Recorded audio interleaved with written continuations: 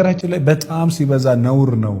ባለትዳር ሴት ማናገር፣ ባለትዳር ወንድ ማናገር በጣም ሲበዛ ነውር ነው።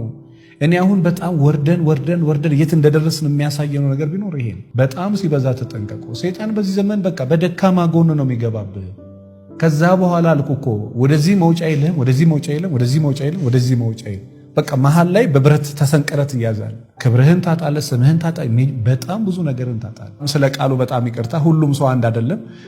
አንድ ሴት ንስሐ አባቷ ጋር ትሄድና ከባለቤቴ ውጪ ትዳሬ ላይ ማግጭ ያለው ብላ ትናዘዛለች። እና ይሄን ግን ሁሉም አባት አይደለም፣ አደራችሁን። እና ምን ቢል ጥሩ 500,000 ብር ስጪኝ አለበለዚያ በትዳርሽ ላይ እንደማገዝሽ ለባለቤትሽ እነግራለሁ ብሎ ቁጭ አለ።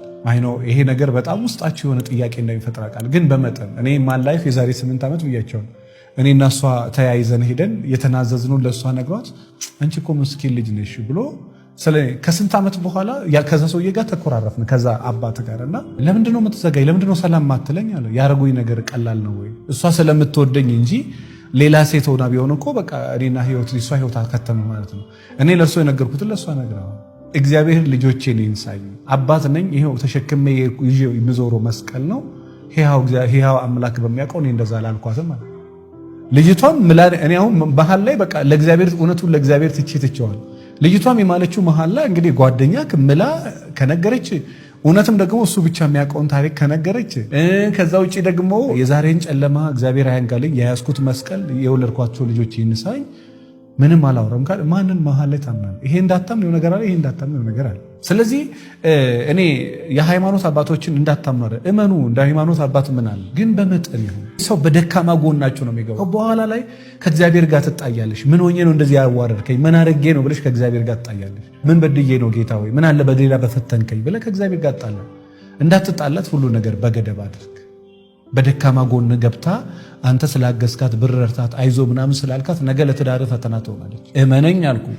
ዛሬ ገንዘብ ምትረዳት አይዞ ምትላት ስልክ ምትጻጻፍላት ሴት ራሷን እንዳታጠፋ እያገዝኳት ነው ምትላት ሴት ነገ ለትዳር መፍረስ ምክንያት ትሆናለች። እያገዝኩት ነው፣ አይዞ እያልኩት ነው፣ ጥሩ ሰው ነው፣ ሌላ ነገር እኮ የለንም፣ ምን ችግር አለው የምትይው ሰው ነገ ለትዳርሽ ፈተና ይሆናል። ብዙ ሰው ደግሞ አይገባውም። በእጅ ያልዙት ወርቅ ከመዳብ እንደሚባለው የሆነ ነገር በእጅ ስትይዙ አይታወቅ፣ ስትጥለው ነው የሚታወቅ። ስለዚህ ፖይንቴ እህቶች ካላችሁ፣ ቤተሰብ ካላችሁ፣ ዘመድ ካለ በዚህ ነገር ያልተሸወደች ያልተፈተነች ትዳሯን ያላጣች እግዚአብሔር ገበናዋን ያልሸፈነላት ሴት የለች። እኔ አይቼ ስለማቅ ነው። አንዳንዴ እኮ ቲዎሪ ሪሰርች ብቻ ሳይሆን ኤክስፒሪየንስ ብቻ ሳይሆን አንዳንዴ በህይወት አንተም ያየኸውን ለሰው ስታወራ ጥሩ ነው።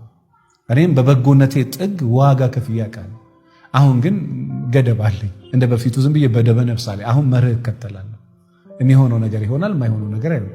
ስልክ የምቀበለው ሰው አለ፣ ማልቀበለው ሰው አለ፣ ምደውልለት ሰው አለ፣ ማልደውልለት ሰው አለ። እንደዚህ አይነት ሰዎች እመኑኝ፣ ቀጠንቃቃው ሰው አንተ ጋር ልክ ሲመጣ ለምንድን ነው የመጣችው? አንተ ጋር የሆነ ነገር ለምንድን ነው የሰጠችው? ማን ስለሆነች ነው እሷ ለአንተ መሰጠ? ማን ስለሆነ እሱ ደውሎ የሚያጽናናሽ የሚያረጋጋሽ? አይዞሽ ምን ስለሆነ እንደ ገንዘብሽን ክፈይ። በጣም ትልቅ ስልጠናዎች አሉ ምናምን ስነ ልቦና ምሁራን ሳይካትሪስቶች አሉ። እነሱ ጋር ሂጂና እርዳታ አገኝ። ማን ስለሆነ እሱን የሚያገዝሽ? በኋላ ደግሞ ወደድኩሽ ቢመጣስ? ያላንቺ መኖር አልችልም ቢመጣስ? አይታወቃችሁም። ቀስ ብሎ እንደ እባብ ቆዳ ለስልስ ያለ ስለሆነ ወደ ውስጥ ያስገባችሁ። በተለይ የሰውን ፈተና ተው፣ የሰይጣንን ፈተና አታልፉ። ሰይጣን ደግሞ ራሱ አይመጣም፣ በሰዎች አድሮ ነው የሚፈትነው። ቤትህን ምስቅልቅሉ ነው የሚያወጣው ቤትሽን። እኔ በጣም የሚያሳዝኑ ጨዋ እኮ በህይወት ዘመኗ ወንድ ጨብጣ ማታቅ፣ ወደ ወንድ ጠጋ ብላ ማታቅ ሴት በእንደዚህ አይነት ተራ ነገር ተፈትና ልጆቿን፣ ቤቷን፣ ክብሯን አታቅ። በጣም ጠንቃቃ ሴት፣ በጣም ጨዋ ሴት በትንሽ ስህተት ላም እኮ ሴክስ አድርጋ አይደለም፣ ላም ተሳስማ እኮ አይደለም። በቃ ባወራችሁ ትንሽ ነገር የልብ ወዳጅ ክርስቶስ ነው። ከሱ ውጪ የሰው እኔ ብዙ አይቻለሁ። አሁንም ነፍሴ የምታርፈው በሱ ነው። በቃ ወዳጄም ጓደኛዬም አባቴም ወንድሜም እግዚአብሔር ነው። ብዙ ነገር ያስረሳኝ የሱ የክርስቶስ ፍቅር ብዙ ነገር ያስረሳኝና ብዙ ነገር ንቀ እንድትኖር የሚያደርግ የሱ ፍቅር ነው። አማካሪም እሱ ነው ካልክ እኔ ጋር ራሱ ላትመጣ ትችላል፣ ቪዲዮ ላትከታተል ትችላል። አማካሪም እግዚአብሔር ነው። እሱ ነው መካሪዬ ካልክ በቃ እኔ መካሪዬ እሱ ነው። እየመከረ እዚያ ያደረሰኝ እሱ ነው። እና እናንተም መካሪያችሁን ጓደኛችሁንም እግዚአብሔርን አድርጉ። ከዛ በኋላ እመኑኝ ብዙ የሚገርማችሁ ነገር አይኖርም።